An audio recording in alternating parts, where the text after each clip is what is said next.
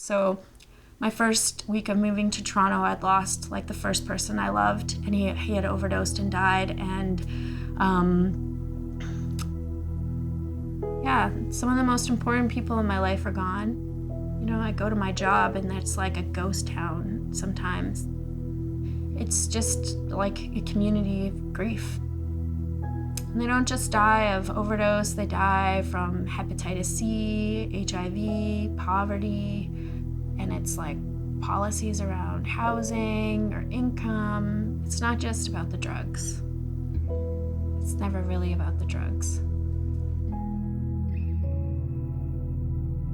Stephen Harper unveiling a new Get Tough on Drugs strategy today, something politicians know has some voter appeal. The province has been under a public health emergency for 6 months. Calling on mandatory prison sentences. If you sell or produce drugs, you will pay with prison time.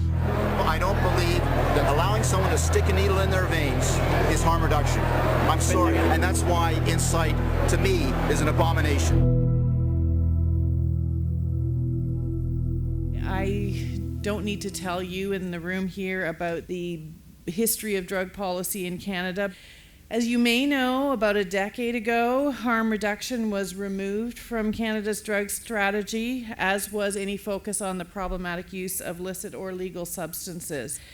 You know, in terms of harm reduction, that we've already taken a number of other steps as well. I was very delighted early on in my mandate to affirm a decision to not, of course, fight to close Insight, but in fact we were really pleased to be able to renew its exemption for another 4 years. And as you know, there are a number of other communities across the country who have applications underway to operate similar supervised consumption sites.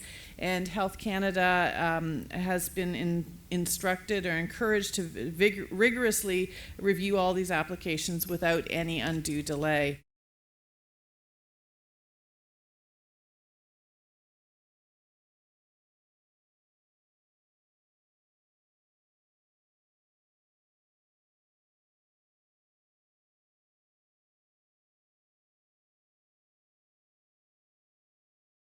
Hi, my name is Dean Wilson. I'm the guy who sued the government to keep Insight open and entrench it in our Constitution. I've also researched opiates personally for 47 years.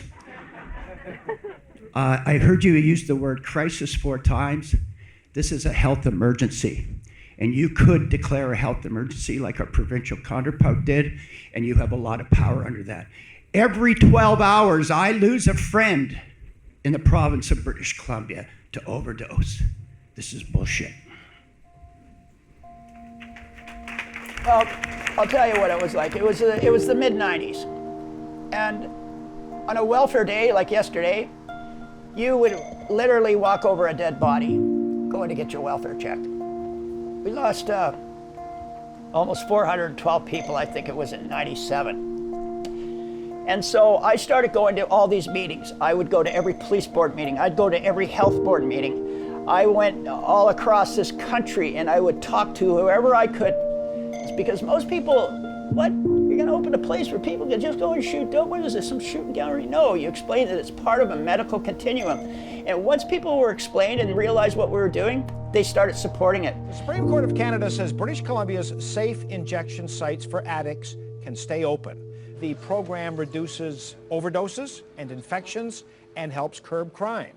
The Harper government says it does not. Working in harm reduction, you kind of it breaks away this whole stupid pretend thing where the person needs to pretend that they don't do drugs and they're a good patient so that I can congratulate them on being a good patient and we can all exist on this pretend level where we're not really being honest with each other. It just throws that all out. Who would ever have thought that more people would start going to detox having given them a place to use drugs? How does that connect? But we realized what was happening was that these people started feeling that they were being cared about. That once we started caring about them, they started caring about themselves. And that had this impact of okay, obviously this isn't doing well, maybe I want to go to detox. And it had this outcome that we never envisioned, but we're very happy with the results. You can just sort of say, we're both in this room, so we know that's what is going on. Let's get to know who you are and what you want in terms of your health and your life. Do you have housing? Do you want housing? Do you need a phone number for housing? Do you have this or that health issue? Are you just lonely and you want to talk? Do you want to talk about detox or using less?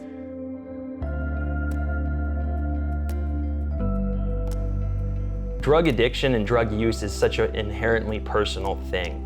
Everybody arrives to it from their own stories and their own reasons and their own issues, and recovery is an inherently personal process, and it's completely different for every single person. A one-size-fits-all approach that is devastating to people's lives are mandatory minimum sentences. It basically looks at drug use as a criminal problem instead of a health problem. In the context of my life, that meant, during that last year of drug use when I was using heroin, that could mean instead of going to graduate school, which I had the potential to do, I couldn't even consider that. I'd go right to prison.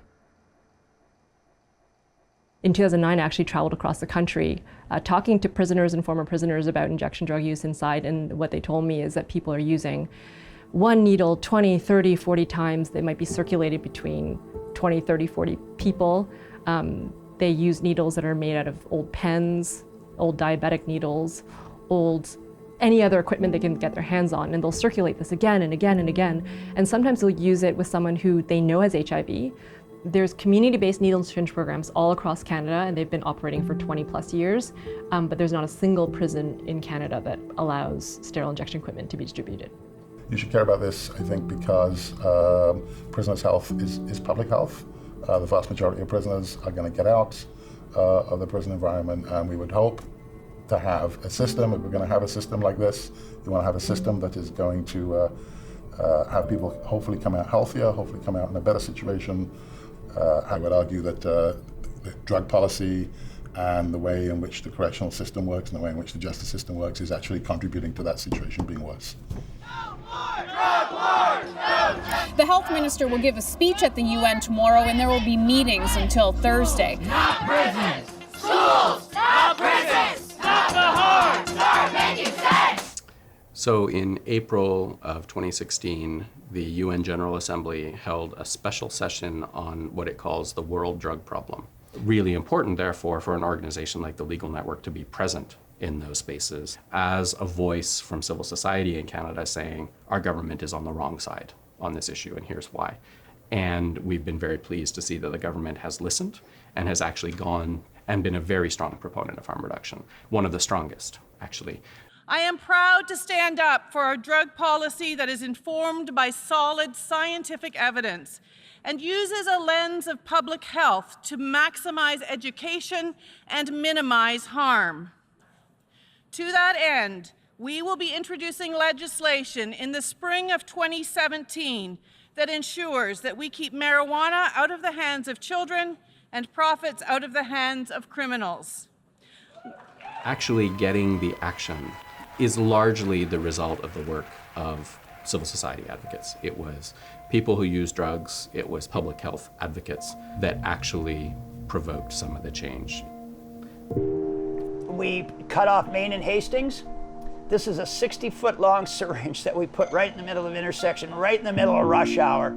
And these were all advocates. And if you look at them, there's some addicts, but there's a lot of straight johns with us. This is the amalgamation of a lot of people coming together, and that became quite a well-known picture too. I did this as much for myself as I did it for everybody else, because by helping to save my community's life, I saved my own life. And that is the part that is the best part of it for me. In certain recovery circles, they call it service, like giving back to society. I felt on my shoulders like this is what you have to do. This is your life now. This is your motivation.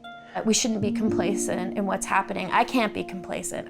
I'm not afraid to be angry. I'm not afraid to show it and use it in a way that can help change things.